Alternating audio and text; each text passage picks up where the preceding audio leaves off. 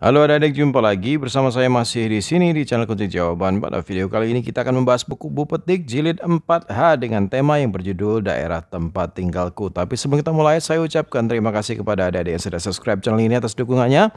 Dan terima kasih juga kepada adik-adik yang selalu menonton iklan-iklannya tanpa di-skip. Semoga kalian sukses dalam belajarnya. Dan untuk melihat video di halaman sebelum dan sesudahnya silahkan cek di kolom deskripsi.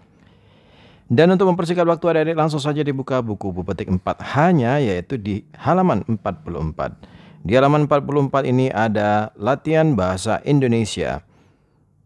Nah, satu baca dulu ya adik-adik sebuah teks yang berjudul Nyai Undang. A. Pertanyaan saya langsung baca. A. Siapakah tokoh utama dalam teks fiksi tersebut? Jelaskan alasanmu. Jawabannya adalah Nyai Undang. Karena sering muncul dalam cerita. B. Siapakah tokoh tambahan dalam teks fiksi tersebut? Jelaskan alasanmu. Jawabannya adalah Raja Sawang dan Raja Nyaliwan. Karena kemunculannya hanya sekedar. C. Siapakah tokoh protagonis dalam teks fiksi tersebut? Jelaskan alasanmu. Jawabannya adalah Nyai Undang. Alasannya adalah karena memiliki sifat bijaksana. D. Siapakah tokoh antagonis dalam teks fiksi tersebut? Jelaskan alasanmu. Jawabannya adalah Raja Sawang dan Raja Nyaliwan. Karena memiliki sifat sombong. E. Mengapa cerita Nyai Undang termasuk teks fiksi? Jelaskan alasanmu. Jawabnya adalah karena cerita Nyai Undang termasuk cerita legenda. Nomor 2, bacalah teks berikut dengan saksama. Setelah itu jawablah pertanyaan-pertanyaannya. Teksnya berjudul Karang Mengeluh. Pertanyaannya ada di halaman 46 ya adik-adik ya. Yang A, siapakah tokoh utama dalam cerita tersebut? Jawabannya adalah Buyuang Kacinduan. B. Mengapa tokoh tersebut disebut tokoh utama? Jelaskan alasanmu. Jawabnya karena sering muncul dan dibahas dalam cerita. C. Siapa tokoh tambahan dalam cerita tersebut? Jawabannya adalah Bujang Katinggian. D. Mengapa tokoh tersebut disebut tokoh tambahan? Jelaskan alasanmu. Jawabnya karena memiliki peran mendukung peristiwa dalam cerita. Yang E, tulislah kembali isi cerita tersebut. Buyuang kehilangan kedua orang tuanya. Seorang saudagar kaya mengangkatnya sebagai anak. Anak saudagar tersebut, Bujang Katinggalan, tidak menyukai Buyuang. Bujang serakah dan ingin mencelakai Buyuang. Bujang yang jahat menerima akibat dari perbuatannya. Silakan di stop videonya dan dicatat jawabannya. Nomor 3, bacalah teks berikut dengan saksama. Setelah itu jawablah pertanyaannya. Teksnya berjudul Meriam Tegak. Pertanyaan yang A, menurutmu, apakah Encik Nuh merupakan tokoh utama dalam cerita tersebut? Jelaskan. Jawabannya adalah iya, karena sering muncul dan dibahas dalam cerita. B, menurutmu, apakah Encik Walek merupakan tokoh tambahan dalam cerita tersebut? Jelaskan. Jawabannya adalah iya, karena Encik Walek memiliki peran mendukung peristiwa dalam cerita. Yang C, menurutmu siapakah tokoh protagonis dalam cerita tersebut? Jelaskan. Jawabannya adalah Encik Walek, karena memiliki sifat rajin, perhatian, dan penyabar. Yang D, menurutmu siapakah tokoh antagonis dalam cerita tersebut? Jelaskan. Jawabannya adalah Encik Nuh. Alasannya adalah karena memiliki sifat sombong. Yang E, tulislah ringkasan cerita tersebut. Encik Nuh merupakan Seorang kakek sakti, Encik Nuh diminta untuk memindahkan meriam tegak di halaman rumahnya karena terlalu sibuk memikirkan cara memindahkan meriam tegak.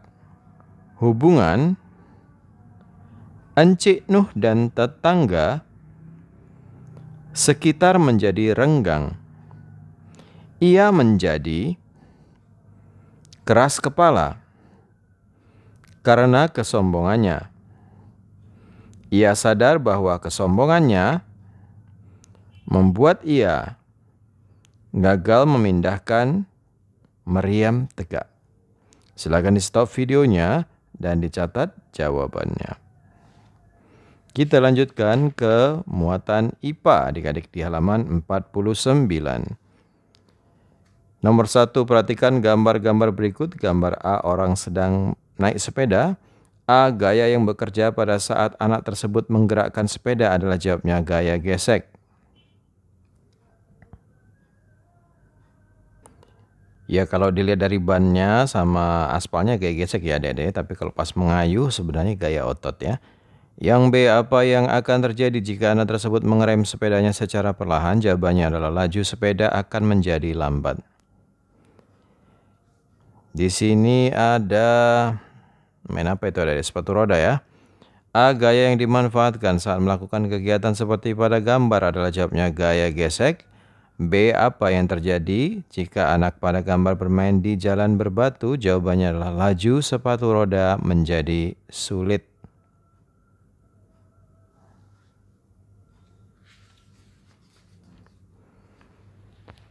Nomor 2, ini kegiatan dalam lompat-lompat di trampolin.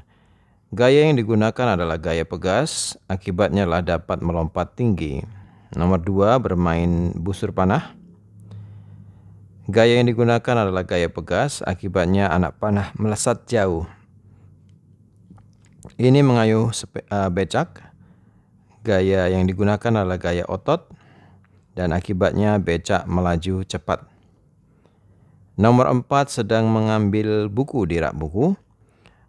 Gaya yang digunakan adalah gaya otot, dan akibatnya buku terangkat. Ini main skateboard. Gaya yang digunakan gaya gesek, dan akibatnya adalah papan luncur roda melaju cepat. Nomor 3, selain memengaruhi gerak benda, gaya otot juga dapat mengubah bentuk benda. Tulislah 3 kegiatan yang mengubah gaya otot untuk mengubah bentuk benda. Jawabannya adalah meremas kaleng, menggunting kertas, dan memotong kue. Nomor 4, jelaskan pengaruh gaya gesek terhadap gerak benda. Jawabnya adalah gaya gesek mengakibatkan gerak benda menjadi lambat. Nomor 5, berilah tanda centang pada pernyataan yang benar dan tanda silang pada pernyataan yang salah. Mulai dari A, gaya otot tidak dapat menggerakkan benda yang berat. Jawabannya adalah salah. Harusnya bisa ya adik ya. B, gaya mesin membutuhkan sumber energi untuk dapat bekerja. Centang. Yang C, penggunaan per pada pulpen termasuk aplikasi gaya pegas. Centang. Busur yang ditarik menyebabkan panah terlempar ke arah yang dituju. Centang. Memindahkan buku dari lemari ke atas meja menggunakan gaya otot. Centang. F, mainan mobil-mobilan menggunakan gaya pegas yang berasal dari baterai. Jawabannya adalah salah ya adik-adik menurut saya, karena mobil-mobilan kalau menggunakan baterai itu adalah gaya listrik yang terdapat. Gaya pegas itu yang ditarik gitu ya. Oke, kalau menggunakan baterai salah menurut saya. Yang G, gaya otot dan gaya pegas merupakan gaya yang sumber energinya berasal dari manusia. Jawabannya adalah centang. Gaya otot dapat memengaruhi bentuk benda, misalnya pada kegiatan membuat mainan dari tanah liat. Centang.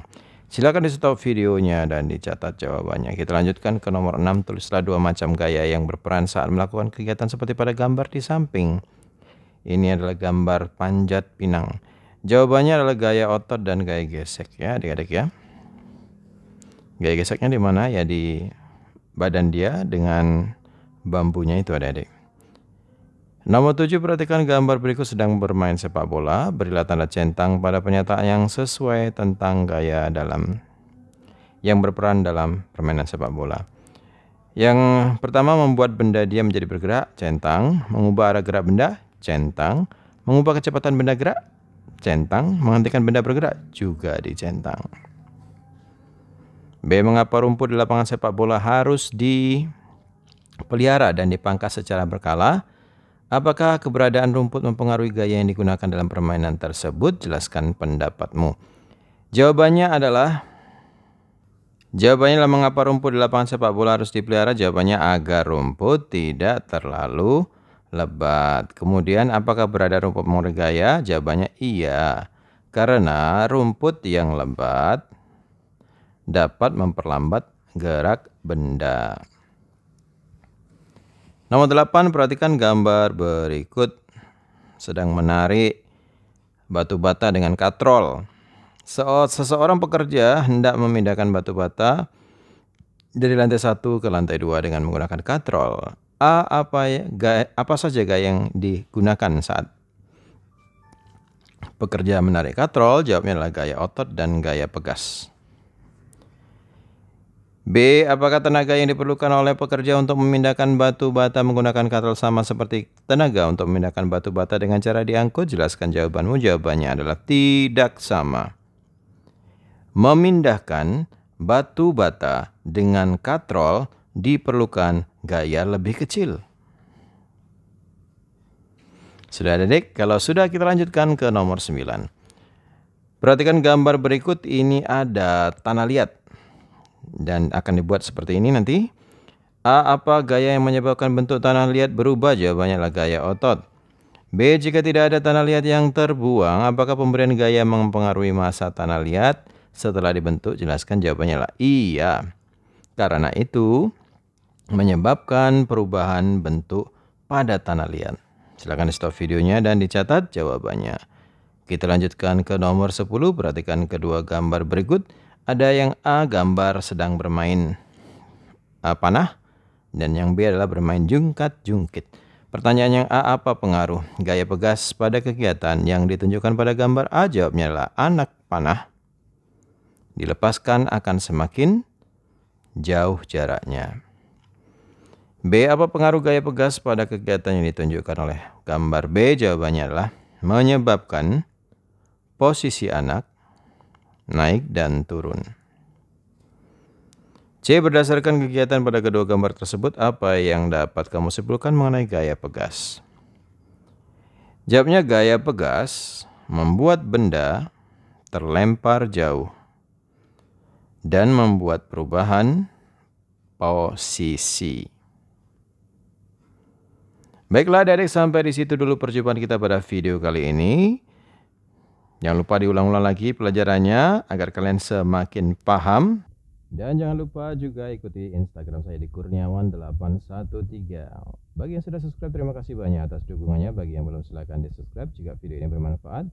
Jangan lupa di like dan di komen dengan sopan dan di share kepada teman-temannya, agar mereka juga terbantu dalam mengerjakan soal-soal yang ada di buku petik jilid 4H tema daerah tempat tinggalku. Mohon maaf dengan segala kekurangannya. Terima kasih dan sampai jumpa.